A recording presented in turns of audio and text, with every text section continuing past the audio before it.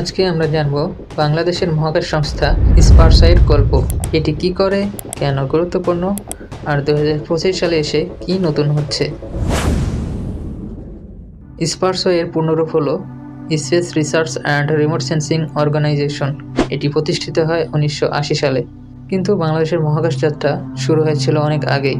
1968 সালে আমরা নাসা এর আবহাওয়া স্যাটেলাইট ডেটা ব্যবহার শুরু করি, আর 1973 সালেই যোগ দিই ল্যান্ডসেট আর্থ অবজারভেশন প্রোগ্রামে। অর্থাৎ আমরা আরও প্রায় 50 বছরেরও বেশি সময় ধরে মহাকাশ ডেটা ব্যবহার করছি। স্পারসো বর্তমানে কাজ করছে রিমোট সেন্সিং, স্যাটেলাইট ইমেজ বিশ্লেষণ, কৃষি ব্যবস্থাপনা, বন্যা ও নদী ভাঙ্গন পর্যবেক্ষণ, জলবায়ু পরিবর্তন নিয়ে গবেষণা এবং দুর্যোগের আগাম সতর্কতা নিয়ে।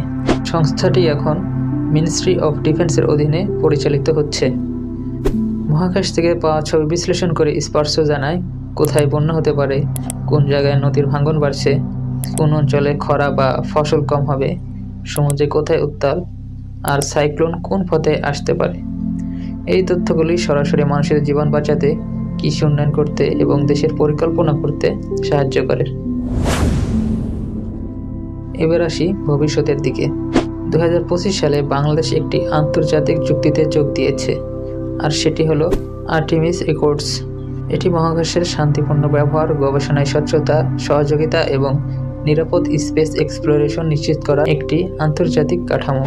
বাংলাদেশ এই চুক্তিতে সই করার ফলে আমরা আন্তর্জাতিক মহাকাশ সহযোগিতার অংশ হতে পারব, উন্নতি প্রযুক্তি, ট্রেনিং এবং গবেষণার সুযোগ পাব এবং ভবিষ্যতের স্পেস মিশনে যুক্ত হওয়ার পথ খুলে গেল।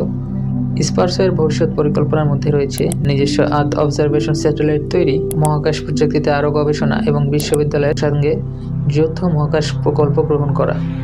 তবে স্পারসোর সবচেয়ে চ্যালেঞ্জ হলো তার বাজেট। 2022-23 অর্থ বছরে বাজেট ছিল মাত্র 20 কোটি টাকা। এর তুলনায় স্পেস এক্সের একটি মাত্র রকেট ফ্যালকন 9 লঞ্চ করতেই লাগে প্রায় 700 থেকে 800 কোটি টাকা। এতে বোঝা যায় মহাকাশ গবেষণা কতটা ব্যয়বহুল।